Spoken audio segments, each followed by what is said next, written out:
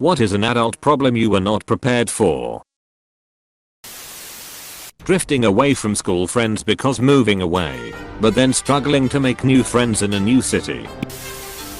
Having a presentable place, and debating myself on why it matters. It always frustrated me when my parents had a guest over and we had to deep clean the whole house. Like if it's my close friend of 8 years visiting.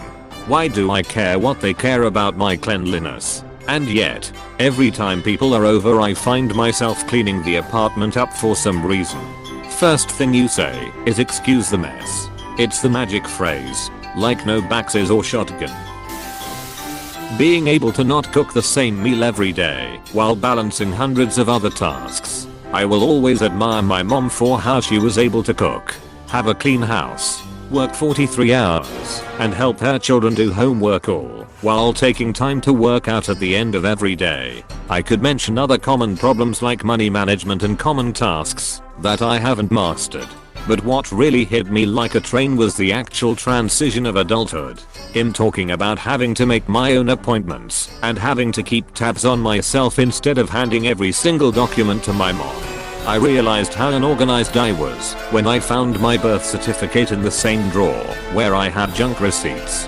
I realized how unorganized I was when I found my birth certificate in the same drawer where I had junk receipts. Hi, I'd like to return this child.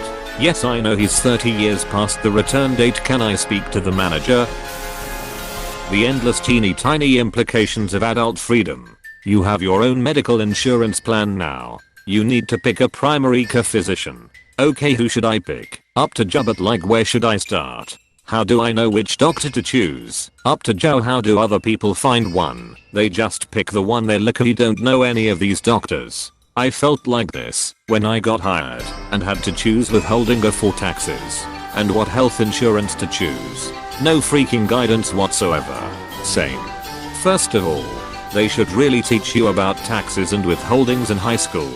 Secondly, I'm going to try and remember to teach my kids about tax withholdings before they get their first job.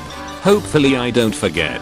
//FASAPM // You get $100 a week allowance for doing your chores. But that's gross. Net is actually $70 a week. Then you need to kick in 25% of that for rent. So that leaves $52.50. And you should be putting at least half that toward your savings/retirement. Then you have to pay every year based on your relationship status, dependents, charity donations, investments, and how much of that work is done at home. If you buy anything necessary for doing your job, that can be written off. We'll take that into account. Also the gas and depreciation of your car, if you have one. Only as the driving relates to your chores. My first paycheck was a depressing lesson in most of this. I was 15 and working for the library. Only 15% taxes. No other deductions. Boy, was grown-up paychecks a shock. Retirement, insurance, etc. HSA, state and national taxes, etc. Work, gym back my 15%. Dealing with your parents acting like children. My parents have always acted like children. However, as a child I was blind to this. Now as an adult I realize how immature and lost my parents actually are. I realized my mom, I'm an only child, was just a big kid herself 20 years ago. What shocks me is that almost everyone's parents become younger when they don't have kids to raise. This includes myself. My mom's a woman child now and has been for as long as I've been actively aware of her general behavior. Back hurting just from sleeping wrong, and from sitting wrong, and from doing housework and yard work, and from picking up dogs or kids, or whatever life requires. Never reach for anything in the back seat, especially if it is just a little bit further. Oof. I'm only 28, but I've already recognized this several times. I swear I've pulled more than muscles though. I must rearrange my organs at least once or twice. Wait until you sprain your lower back. That achievement unlocks a new life-changing form of pain you get to experience being in your 80s when you are still in your 30s. How expensive lamps are, and floor rugs, and couch pillows. $15 to $20 is standard for one pillow. Pillows in general My parents were always financially comfortable, and I was able to take pillows from their house. When I moved out, I went pillow shopping with my boyfriend when he moved recently, and I was astonished. Mayo. Bed Bath & Beyond has some pillows over $100. Pre-COVID, if you bought pillows in store, they would scan the tag on the plastic wrapping and the pillow itself to make sure they matched, as people had previously swapped the expensive pillows with the cheaper ones packaging in store. What a world. That pillows are so expensive that people actively figure out how to scam the price down. The constant obsessive feeling that I'm fast running out of time to have an enjoyable life, even though I'm only in my 20s. I'm 40. That feeling is real, and you should listen to it. Do it now. You might not get the chance later. My great-grandmother said that she and my great-grandfather promised they would always take a cruise around the world after they retired. It never happened because life got in the way, but they could have done it when they were younger. Don't ruin yourself financially, but if you can do that crazy thing you always wanted to do, go do it. Make it happen. Edit. Let me be clear. Don't run off and put yourself in a bad situation.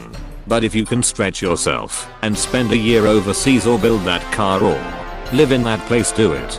Don't put yourself in $100,000 of debt you can't afford to have a good time. That's the opposite of what everyone else says. So much advice about not making rash decisions in your 20s. Focusing on your career and settling down. There's a balance. But life is so long. I want to do that in my 30s. If you're never making rash decisions in your 20s, do it more. If you're always making rash decisions in your 20s, do it less. That's actually a really good way to put it. You have to buy insurance, but can never use the insurance or else no one will sell you insurance. Fuck. Using insurance too. I've been fighting for the last 3 months because my homie Arwanas refuses to acknowledge storm damage to my roof. I swear they've spent more trying not to cover the damage than if they would have just fixed things. Advice to other homie Arwanas out there. Never let an insurance adjuster look at your roof before a qualified roofer has, and make sure that roofer is present when the adjuster comes. If their adjuster misses things, they will fight like hell before admitting a mistake. Insurance employee here. Just a suggestion. It doesn't matter if the insurance adjuster or the roofer inspects first. If the adjuster says no damage and the roofer says plenty of damage, you should call and request a reinspection. Further, if the two still can't agree, as for a supervisor to reinspect or review your policy for an appraisal clause, which I'm almost certain your policy will have. Advise your adjuster you want to invoke appraisal, review it online beforehand, and proceed that way. Edit. Suggestion 2. Be nice to the insurance adjuster. It definitely goes further than yelling at them and threatening to get an attorney to sue the company and you personally. I was very nice until they accused me of manufacturing the damage after their adjuster inspected the roof. Initially they refused a second inspection. I had to beg and plead to finally get that. They just flat out said no to appraisal, since that covers scope and their stance was that there wasn't a covered incident. I had to get a private adjuster and now they are just dragging their feet every chance they get. While I appreciate your expertise, and it would probably be fine in normal situations, this claim had just been a clusterfuck. If the roofer had done the inspection first and was here when the field adjuster came, they would have a lot less to fight me on. They just flat out said no to appraisal, since that covers scope and their stance was that there wasn't a covered incident. Well, that's an issue. If they are refusing appraisal, that's not good on their part, as it's usually in a policy to have independent appraisers review the damages.